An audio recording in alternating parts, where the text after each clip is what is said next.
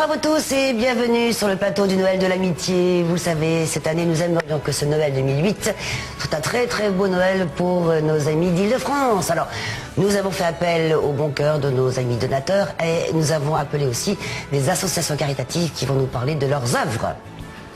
Et nous faisons appel à votre soutien également, n'est-ce pas, Ariane? Oui, aux bonnes volontés et à la générosité individuelle. Si vous avez les moyens d'acheter un cadeau neuf ou si vous avez chez vous des jouets, des cadeaux en très très bon état, eh bien faites-le nous savoir sur notre site www.idf1.fr. Dites-nous ce que vous avez l'intention d'offrir à ceux qui en ont besoin, exactement. Et surtout, laissez votre numéro de téléphone afin qu'on puisse vous appeler. Et d'ailleurs, on va avoir Ilidia au téléphone en ligne, enfin en ligne tout de suite, si tout va bien. Si tout va bien, nous avons Ilidia. Ilidia, est-ce que vous m'entendez? Est-ce que tu m'entends, Ilidia? Allô, allô? Allô, allô? Lydia? Oui, allô? Ilidia, comment allez-vous? Comment vas-tu? Ça va bien et vous? Ça va bien, nous allons très très bien sur ce plateau. Oui, très bien. Dites-moi, vous êtes une maman, Ilidia? Non, je ne suis pas une maman, je suis une jeune fille de 27 ans. Oui. Oui. Je suis hôtesse de l'air. Bien. Et comme certains de nos copains, j'ai pas toujours eu la chance d'avoir un cadeau sous le sapin tous les ans. Oui. Donc c'est pour ça que j'ai décidé de leur offrir des cadeaux de Noël tout neufs. Sympa. Formidable. De quoi s'agit-il? Il s'agit de BD, puzzle, kit de peinture et peluche. Eh ben, C'est super sympa. trop génial. Formidable. Merci, merci mille fois, Ilidia. Merci Pas de pour rien. nos copains. Merci pour eux et joyeux Noël. Ben, joyeux Noël à vous. Au revoir. Au revoir. Jackie, nous avons des associations aujourd'hui. Nous avons deux associations Tu vas t'asseoir, facile à dire. deux associations caritatives. Je suis Voilà. arrivé quand même. Plan France, Oui. Aide et Action. Voilà. D'accord. Et on va à tout de suite.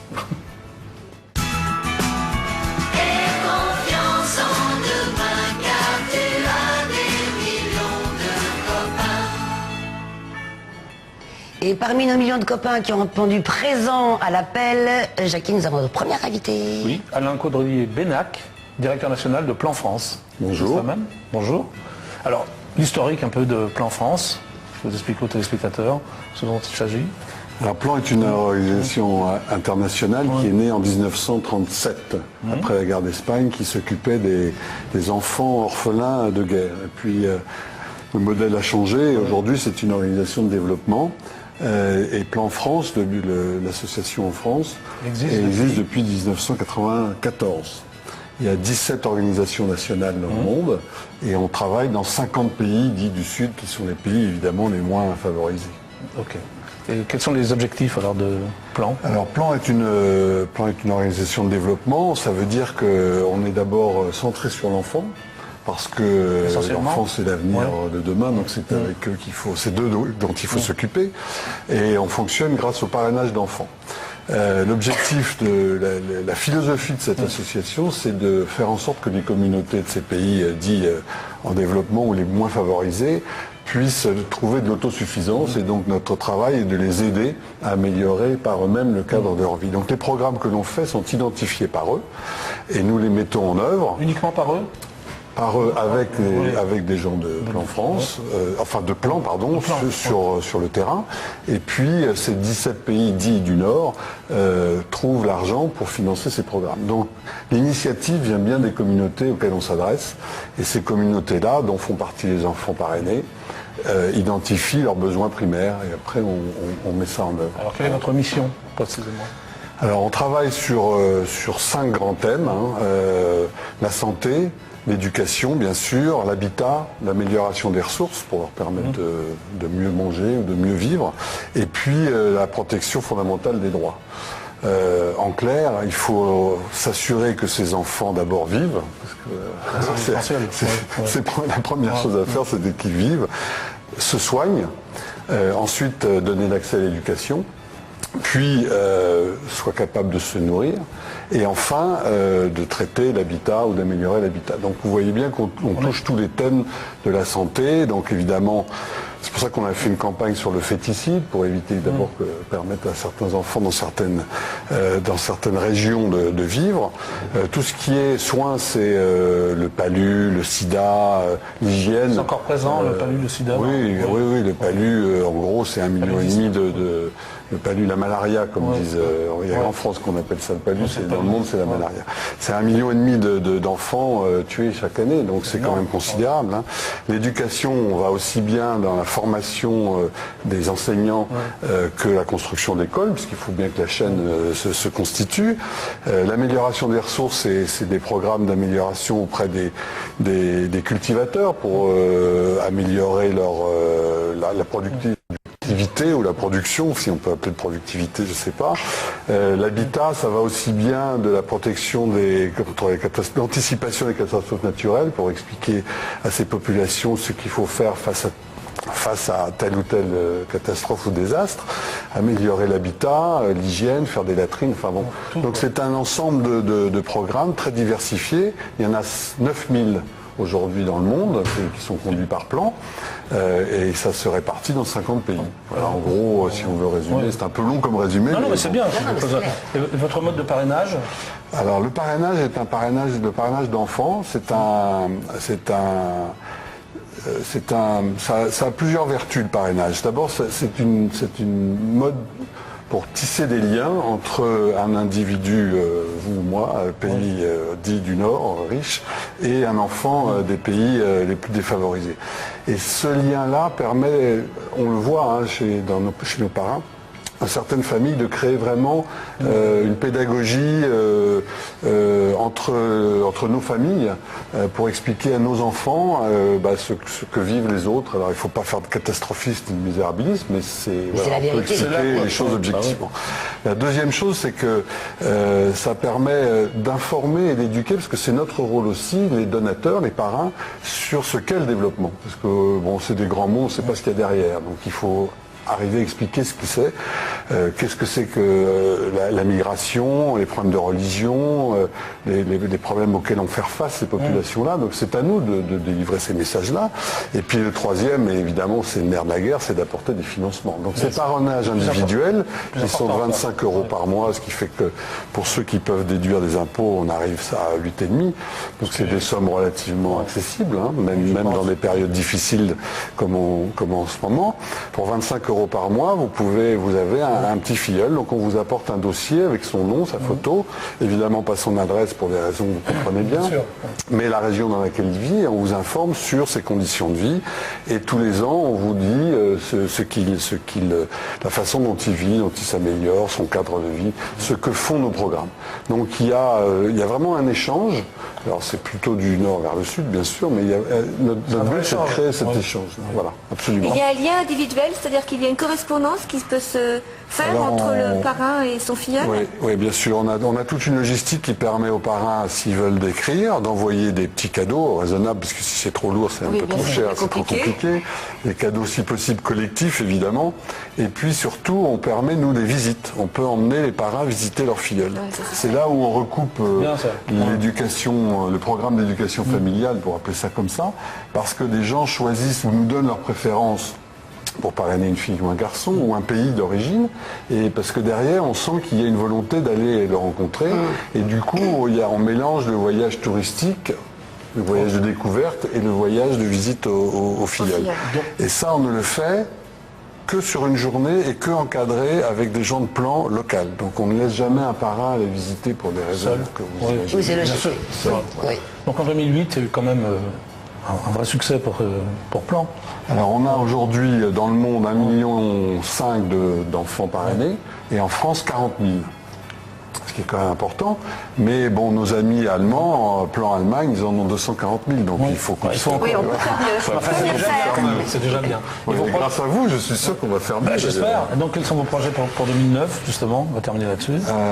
Projet pour 2009, c'est d'accroître une campagne qui se déroule en ce moment, et qui est partie depuis mi-novembre, qui s'appelle Because I'm a Girl, qui est d'origine anglo-saxonne, parce que notre association est d'origine anglo-saxonne, qui porte sur la discrimination des filles, des petites filles, et qui est basée sur le suivi de 135 petites filles venant de 9 pays, et qui donnera lieu jusqu'en 2015 à un suivi très factuel et qui permet de, entre guillemets, dénoncer les discriminations majeures auxquelles elles font face et pondre des rapports, parce que notre rôle c'est de faire ce que les Anglais appellent l'advocacy, le plaidoyer, c'est de porter ces informations, ces discriminations au plus grand nombre, gouvernement, opinion publique, médias, etc. Donc on fait grâce à vous et je vous en remercie d'ailleurs. Je vous en prie. Et puis donc on accroîtra cette campagne.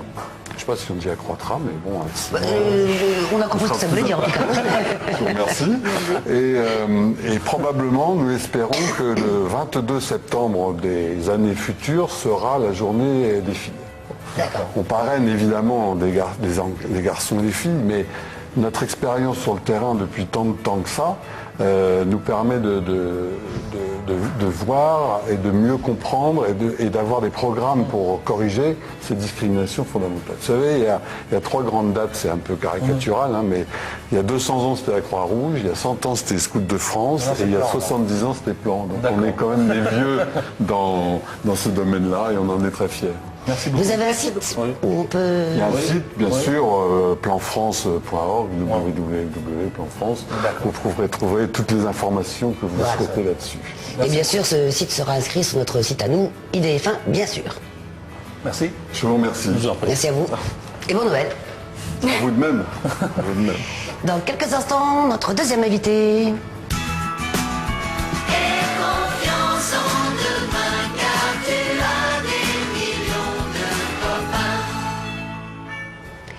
Notre deuxième invitée, Claire Cadossi, bienvenue, merci d'être avec nous. Vous êtes donc bonjour. Bonjour. Vous êtes donc directrice générale de Aide et Action. Oui, Voilà. tout à fait. Alors tout de suite, nous avons des images. Très bien. Vous les connaissez, mais nous peut-être pas, alors on regarde. Satya a de l'avenir. Comme les filles du Tamil Nadu, elle travaille pour aider ses parents. Grâce au parrainage, elle va à l'école. Elle y apprend à lire et à compter. Demain, elle aura un métier. Parrainer avec Aide et Action, c'est agir à la racine, sur la pauvreté, la maladie, l'exclusion. L'éducation change le monde. Devenez parrain. C'est une journée parrainage aujourd'hui. Oui. Donc vous êtes directrice générale de Aide et Action. Alors on va d'abord parler de l'historique peut-être. Oui, pour tout à présenter fait. Alors, l'association. cette association a 27 ans. Et elle a été créée avec vraiment la mission de se dire que l'éducation c'est un droit. Et qu'aujourd'hui encore, à cette époque-là, il y avait plus de 300 millions d'enfants qui n'allaient pas à l'école. Comme aujourd'hui, vous en avez encore 80 millions. Donc, ce droit à l'éducation pour tous les enfants a vraiment fondé cette association. Et ça a été plus loin que ça. C'est pas seulement l'éducation de base scolaire, mais c'est aussi tout ce qui touche à l'éducation de l'enfant dans son milieu. Et je crois que c'est ça qui a fait... C'est plus important pour vous, Voilà. ça. Oui. Bon, et c'est vrai que ça touche à tous les sujets, dont l'eau, vous avez vu dans le petit film, mais aussi à beaucoup d'autres choses. Ce qui est l'éducation dans la famille, l'éducation dans la santé. Le sida est quand même quelque chose qui, d'abord, par l'éducation, permet de lutter contre le sida. Les objectifs alors d'Action. Les objectifs d'Aide et Action, c'est effectivement que plus d'enfants aillent à l'école et qu'on arrive à réduire ces 80 millions, mais aussi qu'ils reçoivent une éducation de qualité. Parce qu'en fait, vous savez, aujourd'hui, il y a plus d'1 milliard d'enfants, c'est ce qu'on pourrait même peut-être dire plus, qui vont à l'école, mais qui ne finissent pas leur cycle scolaire, et qui sortent avant, surtout les petites filles. Sur 3 enfants scolarisés, vous avez 2 filles qui sortent de l'école et qui ne vont pas jusqu'au bout. Il y a une raison Oui, tout à fait. D'abord, il y a des raisons effectivement culturelles, il ne faut pas les oublier, celles-là, et qui font que les petites filles, elles sont en âge de se marier. Et puis aussi, il y a le fait qu'à la maison, elles sont là, elles assurent de nombreux travaux ménagers, elles gardent les petits frères et sœurs, et puis, bon, la fille, ce n'est pas intéressant qu'elle puisse suivre un cycle scolaire. C'est le petit garçon qui, lui, va subvenir à la vie de la famille. Donc la petite fille est sacrifiée. Voilà. Okay. Donc il faut est vrai. Nous, si on travaille, c'est essentiellement aussi sur les filles. Alors vous avez plusieurs missions. On va peut-être parler d'abord des missions internationales. Oui. Bon, alors on travaille aujourd'hui dans 23 pays. Hein. Les derniers pays que nous avons ouverts, vous vous en doutez, c'est la Chine. Oui. Et je crois que nous sommes dans la région où s'est trouvé ce terrible tremblement de terre. hein, et nous travaillons beaucoup sur la migration en Chine, puisque les gens quittent les campagnes et vont à la ville sans moyens, et ils sont aussi étrangers dans leur propre pays que des étrangers qui viennent par exemple chez nous.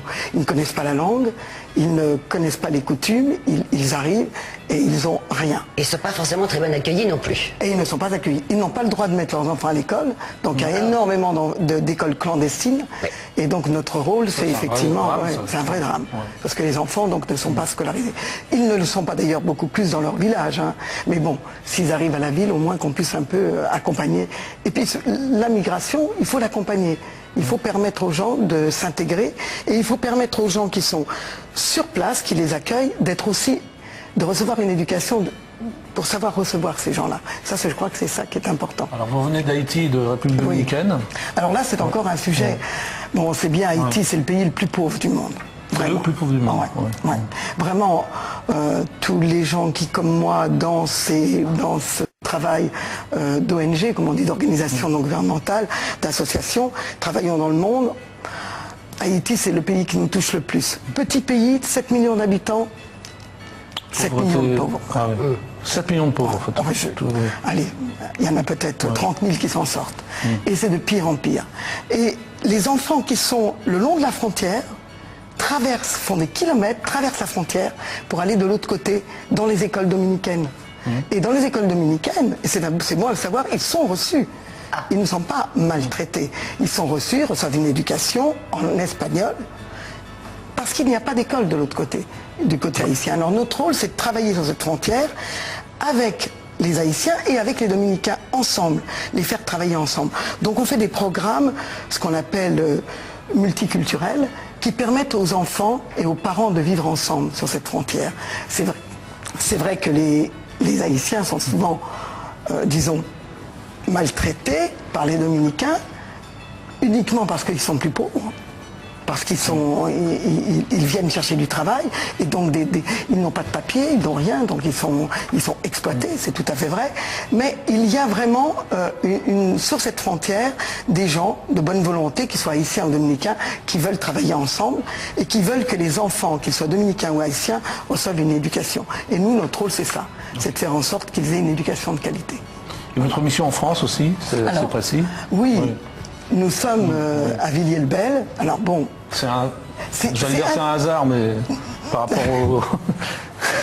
Oui, disons que c'est un hasard. D'accord. Par rapport aux événements qui se sont passés. Mais je crois que c'est important. En France, on le sait, alors on le dit, mais on ne veut pas trop le voir. Bon, on le sait avec les SDF dernièrement, mais on ne veut pas trop voir ce qui se passe dans nos banlieues. Et c'est quand même un melting pot. Vous avez 60 nationalités qui sont là, les unes avec les autres, qui ne parlent pas les mêmes langues. Et vous avez des enseignants français qui sont dans des conditions de travail psychologiques et terribles. Et ils veulent faire quelque chose. Et ils savent très bien que le meilleur moyen de faire en sorte que ces enfants vivent ensemble, reçoivent une éducation de qualité et puissent s'intégrer en France, c'est effectivement travailler avec eux sur la citoyenneté et sur tous les problématiques qu'ils rencontrent, non pas français, étrangers, comme on veut souvent le dire, mais étrangers entre étrangers, entre Français. C'est toute cette population qui a besoin, disons, de se connaître, de se découvrir, et avec l'éducation. Hein. C'est pour ça que nous, on dit l'éducation change le monde, mais on le sait que c'est ça. C'est vraiment l'éducation. Éducation. Parce que tout est à base d'éducation. Que vous soyez... l'éducation, c'est vraiment quelque chose qui permet aux gens de se comprendre, de s'aborder, de se respecter, d'être équitable. Hein. Bon. Notre système de parrainage, alors notre système de parrainage, lui aussi. Et on pense que le parrainage, c'est un lien très fort qui fait que ça met en jeu deux personnes.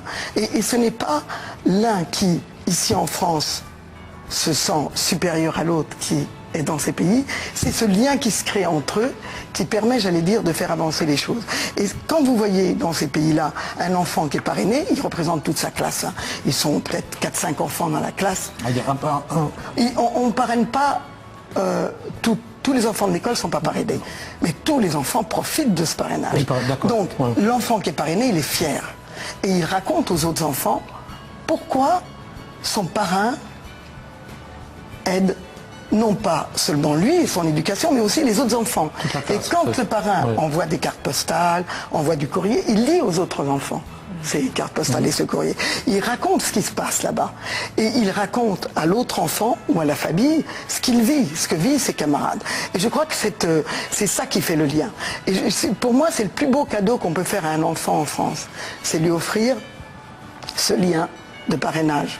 Et dire à l'enfant, voilà, on parraine cet enfant, papa et maman versent les 20 € par mois. L'enfant souvent, oui c'est 20 € par mois. L'enfant souvent peut verser les 2 ou 3 € de sa tirelire, et c'est un acte pédagogique. Et grâce à ça, on les fait rentrer en lien, on les fait rentrer en communication, et ce qui permet de vraiment faire comprendre à cet enfant que son sort est lié au sort de l'autre enfant. Et que le sort de cet enfant, ils sont liés dans la vie, et c'est ça qui changera le monde. Voilà. Il y a quand même des échanges aussi de courrier dans les deux sens. Dans les deux sens. Entre autres, courrier, photos, etc. Les enfants écrivent, même les classes aussi écrivent. C'est ça qui est intéressant. C'est-à-dire qu'il ne va pas rester dans un lien uniquement individuel. Voilà. Il va aussi avoir un lien plus large avec l'enseignant. Et l'enseignant aussi, des fois, il met des petits mots. Ah oui. Voilà. Ah oui, d'accord. Ils mettent des petits mots sur l'enfant en question. Bon, Aminata, des remarques. Oui. Comme le carnet scolaire. Voilà, Oui, il a fait beaucoup de progrès. Il a encore 3 sur 20, mais il a fait beaucoup de progrès. Non, c'est intéressant. Bien sûr. Aminata a été malade ce mois-ci. Vous êtes au courant de tout comme ça. Oui, et cette proximité va créer ce lien de solidarité qui va changer les choses. Et alors, pour conclure, que va-t-il se passer donc en 2009 ?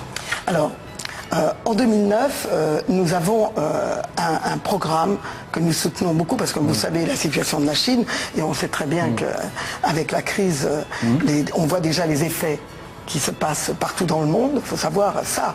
Nous, on est sans sur nous et on voit bien de la part de l'ensemble des parrains et surtout des futurs parrains un peu de crainte de s'engager dans un lien de solidarité, mais de ce type. Et c'est pas vrai. Il faut savoir que ça va être pire pour ceux qui vont être là-bas. Et il faut y penser. Et ma foi, j'allais dire, les difficultés, ça se partage. Et ça se porte à beaucoup.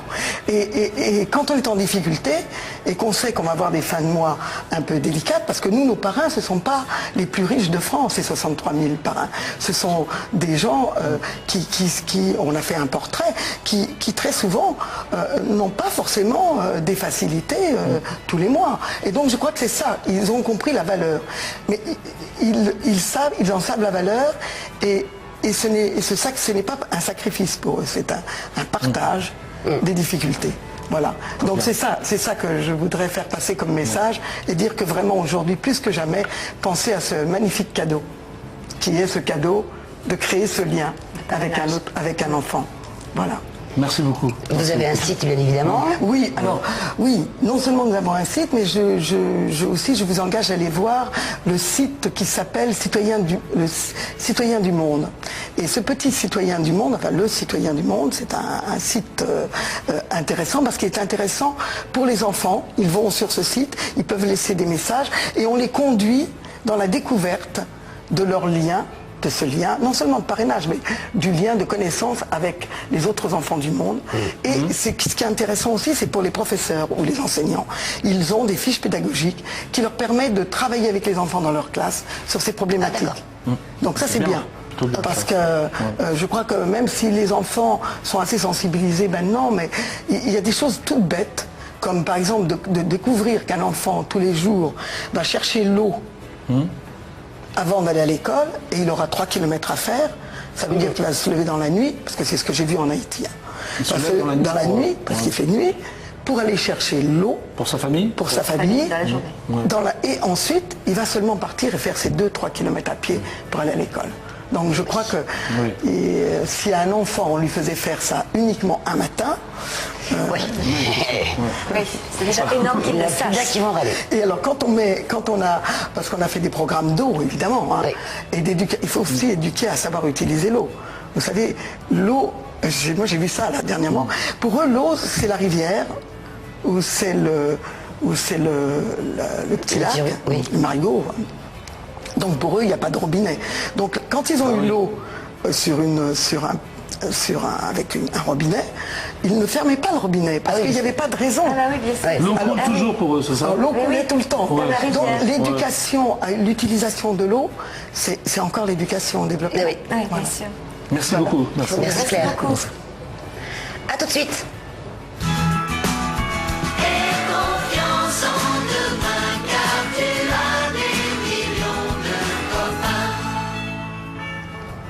Je vous le confirme, nous pouvons avoir confiance en nos amis du Noël de l'amitié. Tout plein de cadeaux au pied de la grande pyramide du centre Haut Paris Nord. Et je rappelle les cadeaux proposés par Ilidia, des BD, des kits de peinture, des peluches et des puzzles. Merci encore Ilidia. Tous ces cadeaux donc au pied de cette grande pyramide seront redistribués par nos amis des Colis de la Vie et du Secours Populaire. Voilà, pour que ce Noël 2008 soit un super Noël. Belle pyramide. À demain les copains. Alors à demain. À demain.